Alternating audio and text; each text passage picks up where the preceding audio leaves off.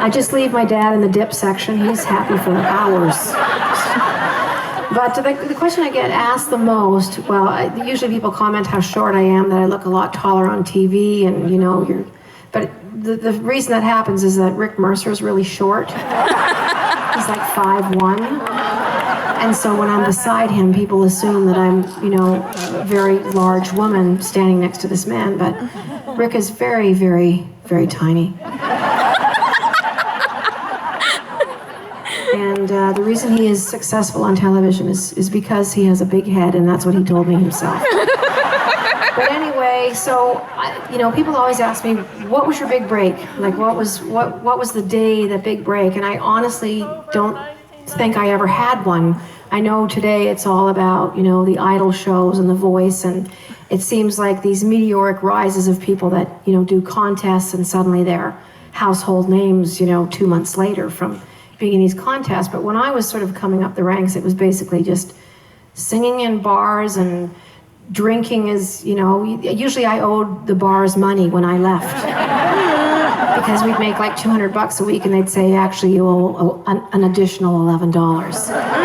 But, after sort of thinking back on, the question, those big moments, what was the big break? I don't think I had a big break, but I think I had hundreds of seemingly insignificant little things that happened.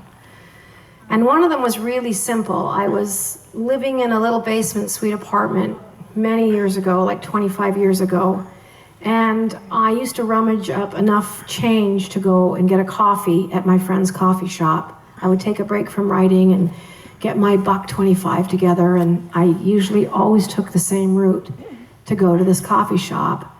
And the one day, it was a lovely day, and I just thought, I'm gonna go through the park, and I had never gone that way. I never took the long way. And I just thought that I'd go for a walk, and on my way, probably 200 meters into my jaunt, I heard this beautiful song coming out of this house. There was a woman playing piano and singing this song. And I stood on the sidewalk, and I just kind of stood there, and I thought, this is the most uniquely sad, depressing song I've ever heard, and it was right up my alley. And I had these pangs of jealousy, and I had no idea what that was. I just got a new IUD. And sometimes it picks up local radio stations.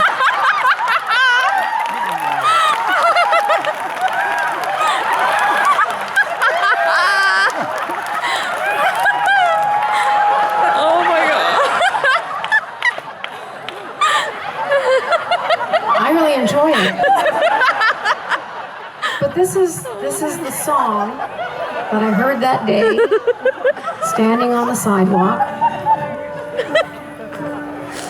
And of course, it was one of those things that just changes the course of your life forever, permanently.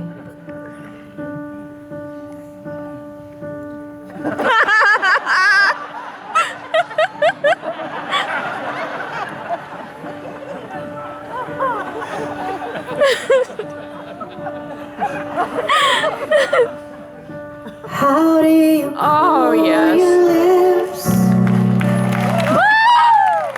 after a summer's kiss? How do you rid the sweat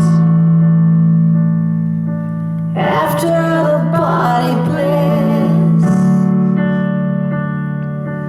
How do you turn your eyes from the romantic glare?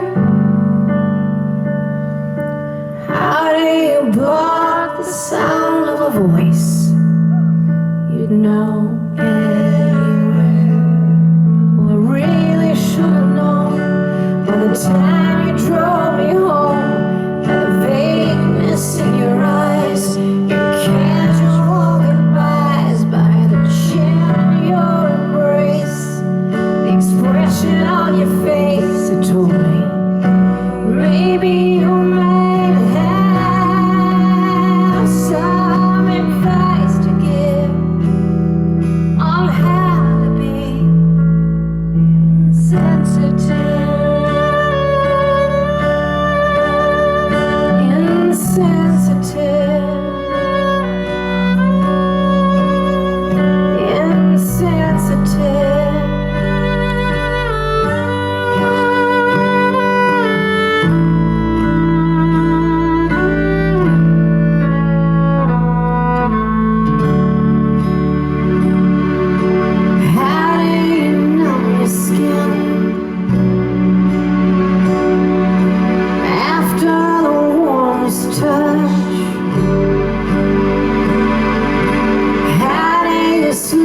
your blood after the body rush. How do you free your soul after you found a friend? How do you teach your heart it's a crime to fall in love again? Well, you probably won't remember me.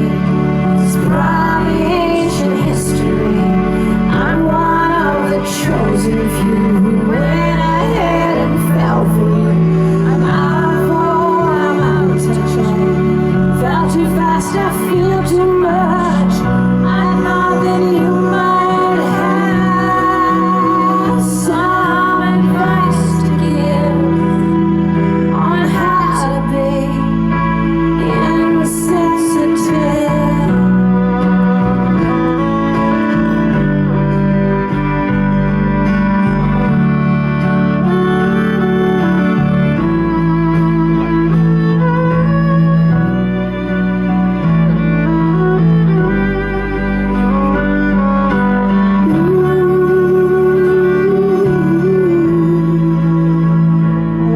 Really should have known. By the time you draw me home, by the vagueness in your eyes, your casual goodbyes, by the chill in your embrace, the expression on your face that told me maybe I might have some advice to give on how to be insensitive, to be insensitive, to be insensitive, to be. Allison Cornell record.